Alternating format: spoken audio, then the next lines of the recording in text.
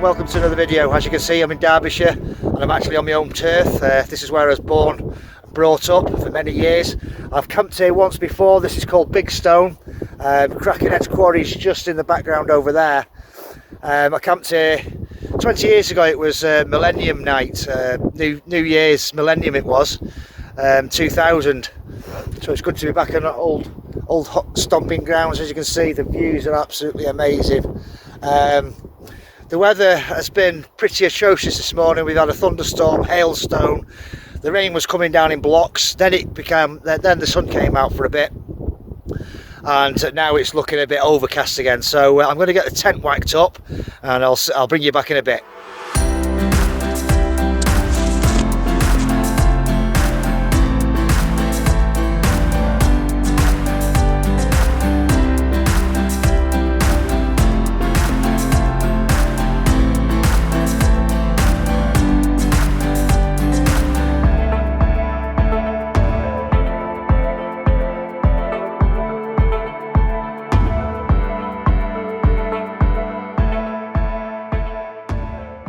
Right, so I've just got the tent up in the nick of time. It's just started to rain, only a little pitter patter, but I can see it rolling in over the Pennines there.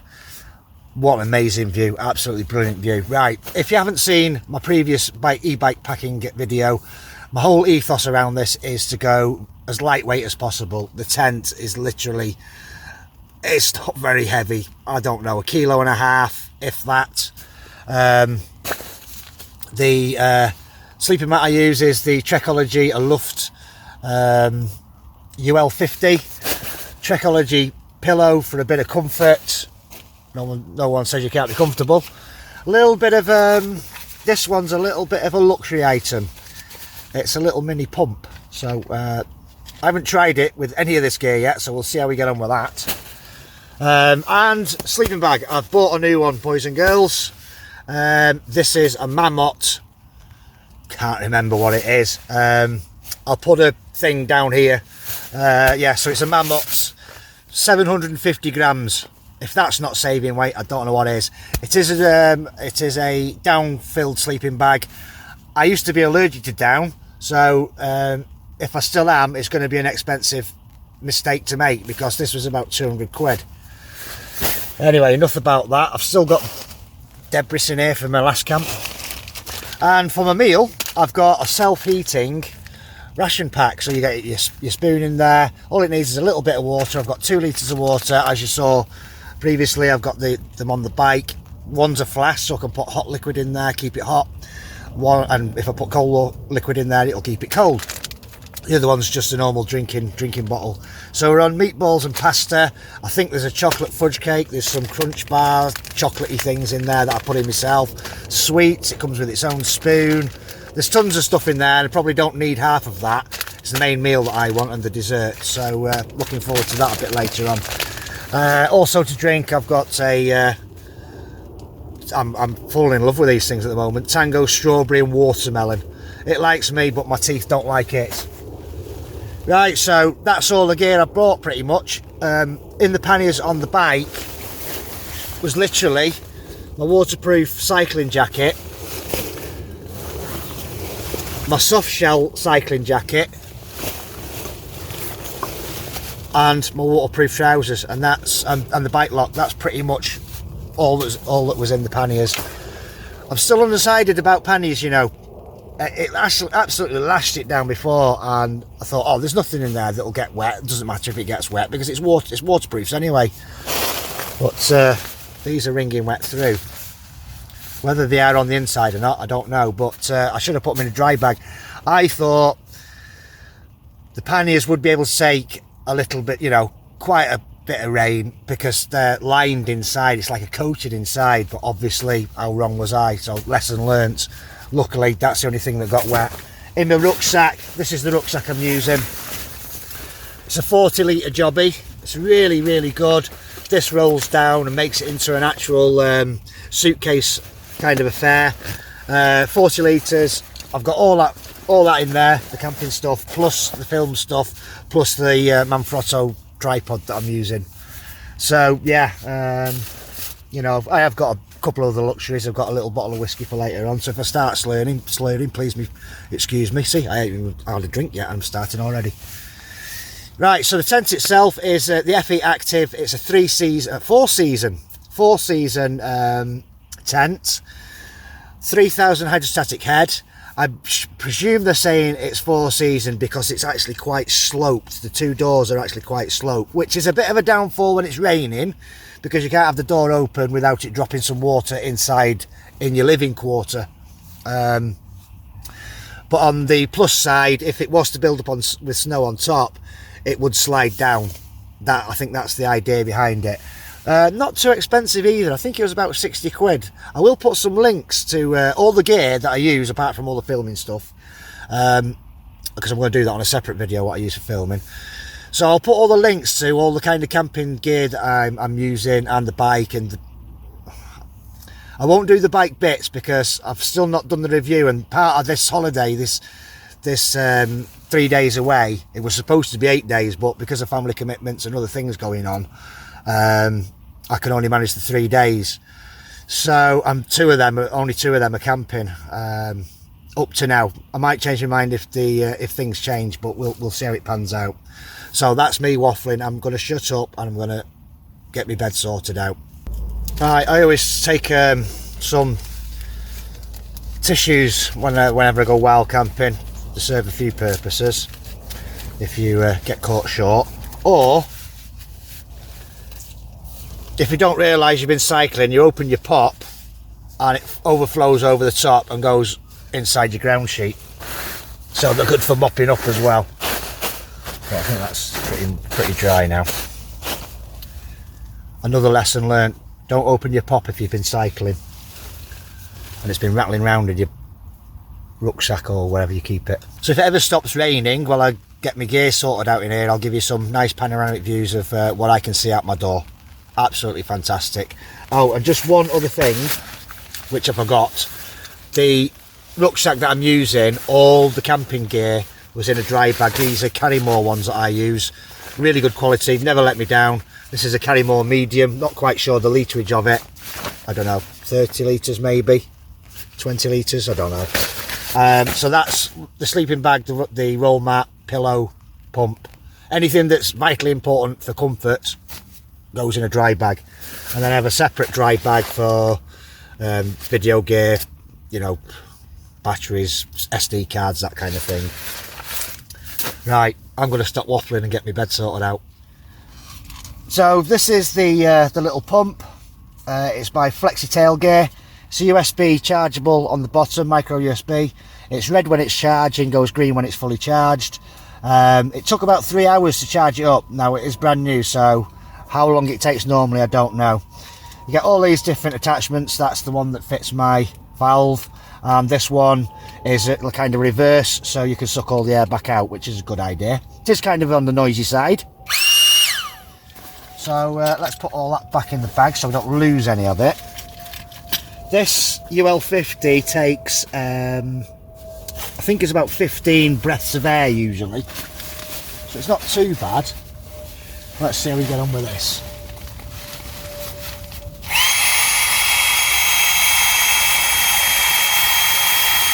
I'm not going to speed anything up here. Wow, that is quick. That is, yeah, I'm glad I brought that. That's it, done. Wow, that was quick. So this is the Trekology, I think it's the Aloof Pillow, is it? Yeah, Aloof Pillow 2.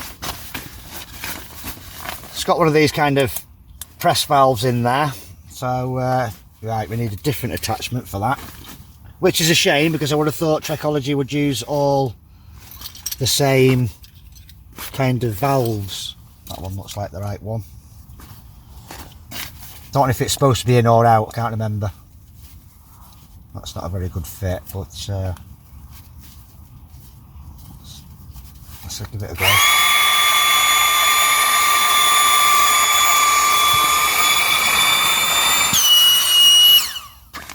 Right, that's supposed to be out because it's letting the air out again.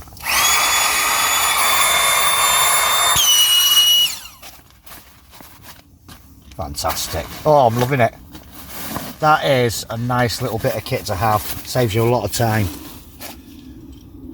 Just don't lose any of the things that come with it. That's a shame that. I would have thought they would use the same type of valve. Save you carrying all them little bits around, but there we go. It is what it is. Pull that away. And then I like these pillows because they come with a strap. It's got press studs on it as well, so you can actually take this little bag off if you want, but I leave it on anyway. It doesn't really matter.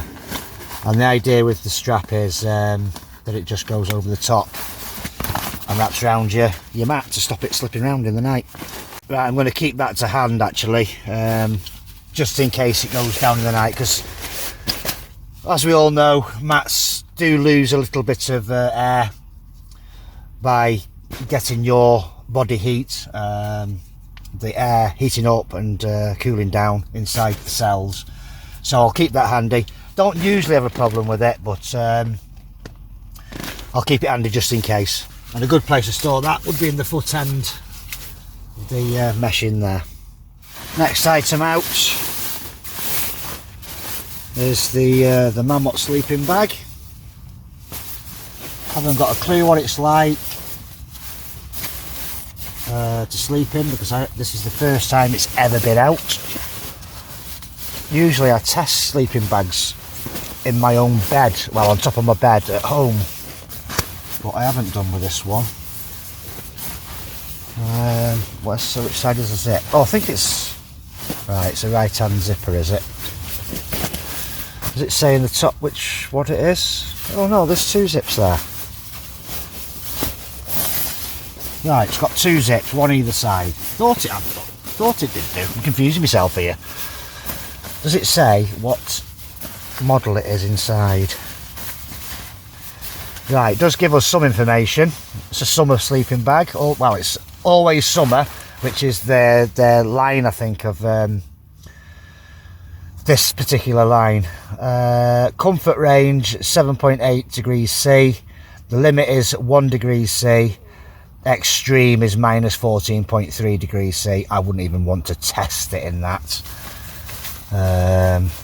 It doesn't tell us. That's just cleaning instructions, so it doesn't tell us what actual breed it is. I don't think it says anything on the bottom. Mammoth down. It's a 650 fill. Shell. The shell is nylon, 100% nylon. Insulation is duck down. Contains non-textile parts. It contains non-textile parts of animal origin. I thought a duck is of animal origin, or is that just me being stupid? Does it say we're made in China? Minimum of 80% down, so there must be some other fill in there as well. Haven't got a clue. Do not remove until delivered to the customer. Oh, I can remove these then. It was delivered about 3 weeks ago. Anyway, no, it doesn't tell us, so I'll leave something down below what actual model it is. Right, so one thing I have just realised is that Trekology actually give you a little puncture repair patch in with the mat. How easy it is to repair one of these mats, I don't know. I've only repaired the normal self-inflating kind of sleeping mats, single cell, so there's no internal cells, it's just one kind of flat tube all the way through, if you like. I've repaired one of them before with a bicycle puncture repair kit and some gaffer tape, but with one of these I don't know how easy it would be. Number one, finding it, and number two, the position of the puncture. It's quite easy when it's just two layers like that. It's either that side or that side, but when you've got honeycomb like this design is, would be quite difficult. I've had one of these before in the past and it did puncture, but I was in pine forest, so I kind of expected it. But if you're on grass, if you've got a grass pitch or nice long tall grass like up on the moors here, absolutely fine. Right, I didn't show you outside before because it was raining too much, so let's have a look now.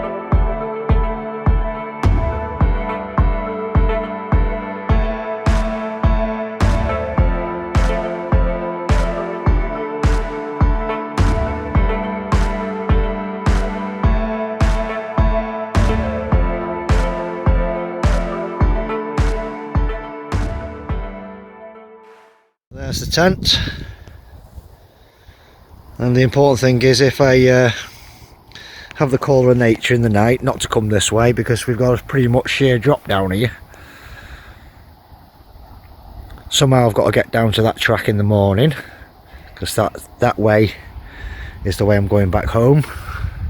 You can see here there's a big mound of chippings from what they've quarried away. That's behind me.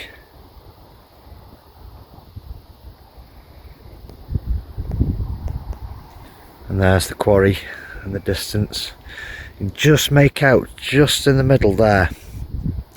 That used to be a rope winder, and you can see actually from where it is. Where's it gone now? Somewhere there. There is a little thing, a little like track that goes down here, and that's where they would have took the stone down to lower down, and it would have had a big drum on there, a winding drum, and they would have used horses to pull it up and down a piece of rope. And there's the quarry face itself. And there's something unusual about this quarry, because not only did they quarry the face, they actually mined here for stone as well, and it's mainly for stone slabs they was producing. So if you think about, you know, one time roofs used to have stone slates on them, and also stone floors, so that's primarily what this quarry was used for. Dates back to well, it was last used in 1920, but it dates back even further than that. Early 1800s it's been worked from, and there's been medieval evidence here as well that it was used in medieval times. So yeah, I bet there's a lot of history behind this place. I've only got one picture of that winder down there, and I'll put that in the video now so you can take a look at that.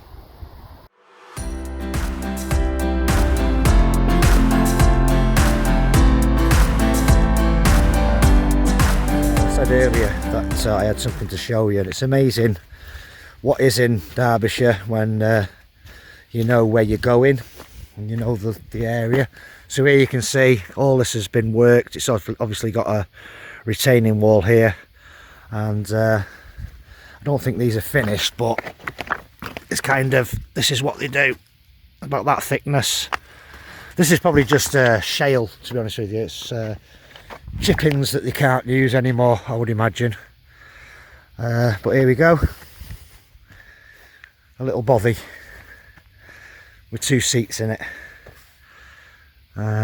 So whether that they actually sat down in here and worked, I don't know, but the ceiling's made out of the stuff that they was producing.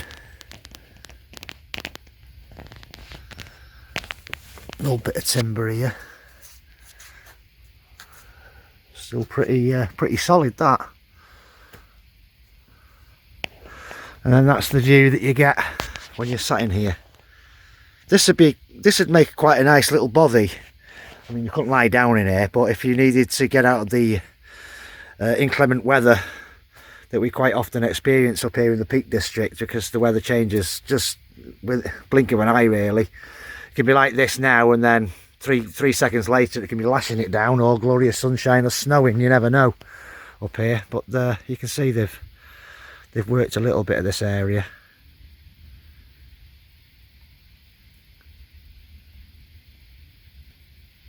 Right, back to the tent. Might as well bring you with me, aren't I? So this is just loads of cow poop everywhere and sheep poop. So that's looking back to the quarry.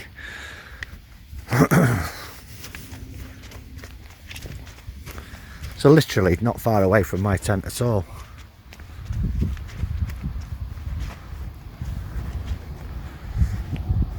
Careful I don't slip here. There's the bike, all chained up and alarmed to a post, so anybody tries to move that, that's the little warning siren before all hell breaks loose. So here we're looking down the valley.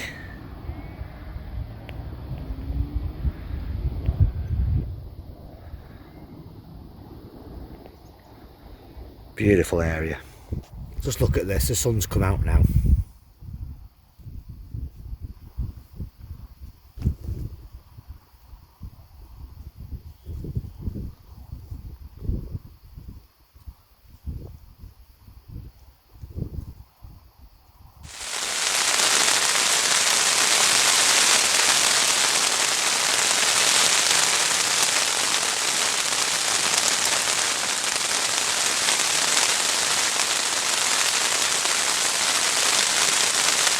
Right, it's time for tea.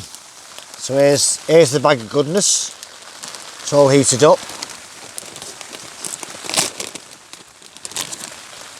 Steaming hot still.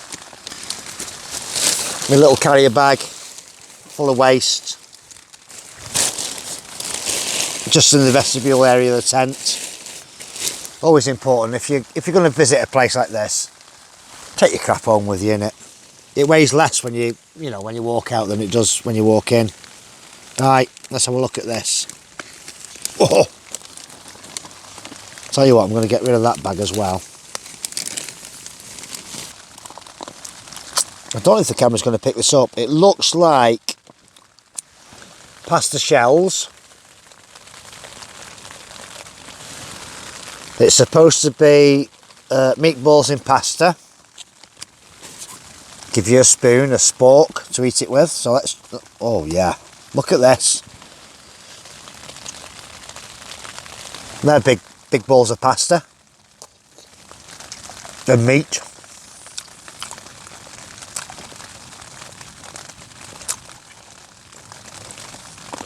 That's not bad actually.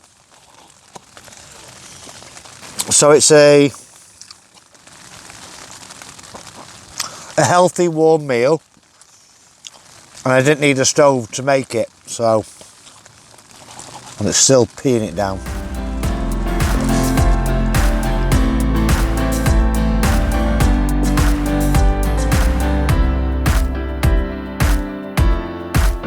Good morning. It's a bit blustery this morning. We've got a mackerel sky at the moment, so it's pretty clear. Sleeping bag performed very well, very happy with that. Pillow went down. Not sure if it's got a puncture or the valve wasn't pressed in properly, but I'll have a look at that. I've got to get off this hillside now and go back to HQ, aka Mum's house, and reset, charge everything up, charge all the batteries up, ready for today's trip. So thank you for joining me, thanks for watching, hope you stay tuned for the next one, and I'll see you all soon.